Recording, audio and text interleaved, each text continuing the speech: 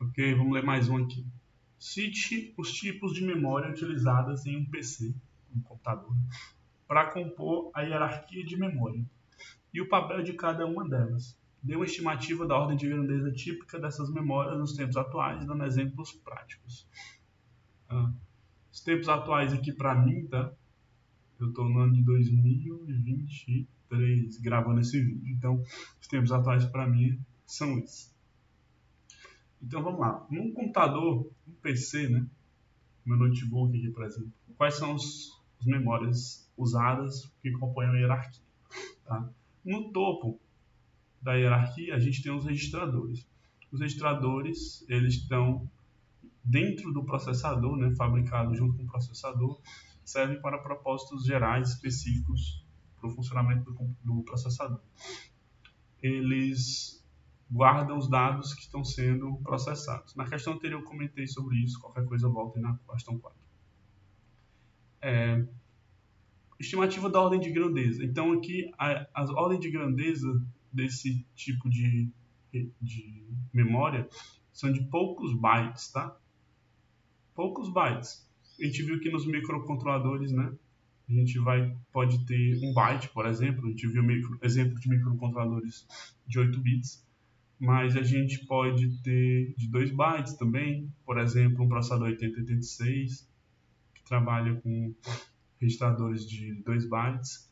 E hoje em dia, os mais modernos, eles vão ter 4 bytes, certo? Ou seja, 32 bits. Se forem... você vai ter ainda, né, processadores com 4 bytes, mas a maioria vai ser de 64, né, bits ou 8 bytes. Então essa é a ordem de grandeza que costuma ter os registradores internos dos processadores hoje em dia. Bem, qual seria o próximo, né? Seguindo essa hierarquia, como a gente está falando de um computador, né, não de um microcontrolador, eu apontaria aqui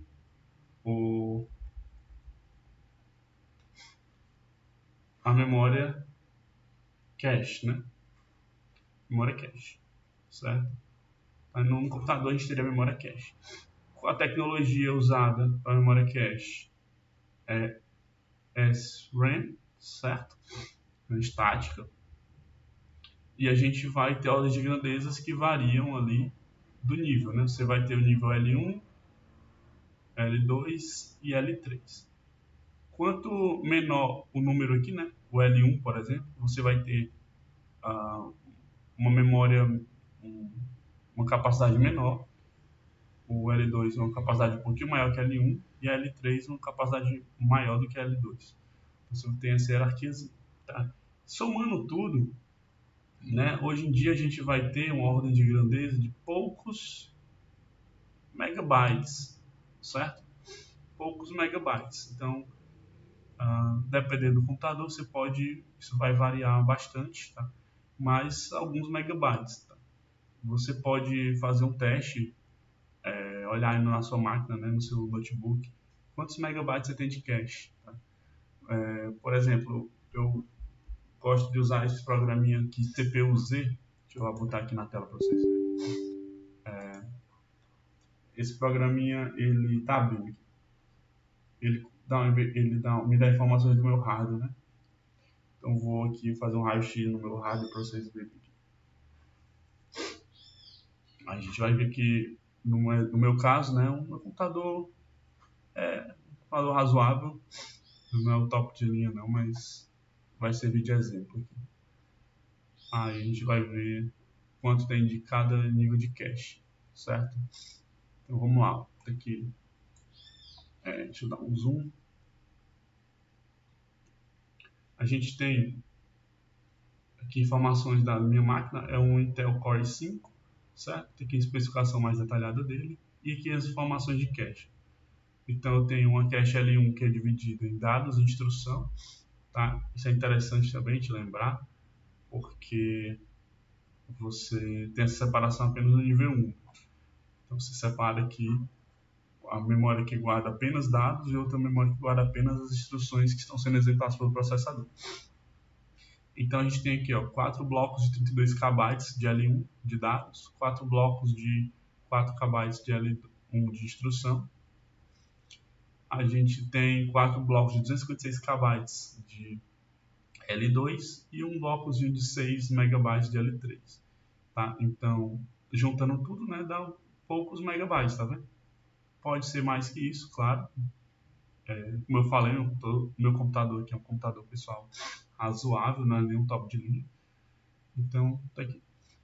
Esse outro aspecto aqui de 8-way, 4-way e 12-way, né, ele tem a ver com o tipo de mapeamento que é feito na cache. Né? Aqui a gente tem mais detalhes. Quando eu clico aqui em caches, eu consigo ver mais detalhes. Né?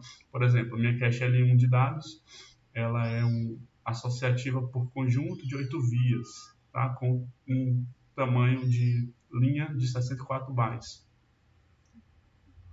Tá? Então, em mapeamento de cache, a gente estuda isso aqui. Por enquanto, o importante, né, sobre tecnologia é que é a ordem de grandeza, né? Então, alguns poucos megabytes. Então, a gente vai vendo aquilo que a gente discute em sala, que você vai, quanto menos capacidade, você vai ter mais velocidade em geral, e na medida que você vai subindo na hierarquia, você vai ganhando mais capacidade, mas você vai tendo a troca, né? Você ganha mais capacidade em troca de perder alguma velocidade.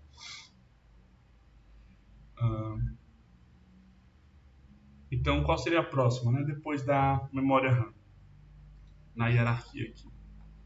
A gente vai colocar,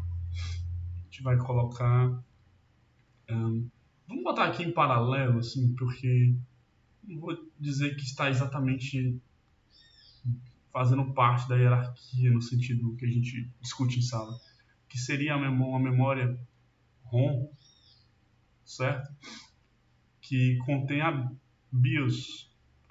Então você vai ter lá uma memória ROM, na verdade provavelmente uma memória flash, onde você vai ter o sistema básico de entrada e saída do sistema.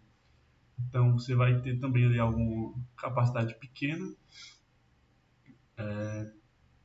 de talvez alguns megabytes, onde você vai guardar um sistemazinho que vai ser responsável principalmente por fazer o boot, né, do sistema operacional, já que a gente está falando de computador pessoal.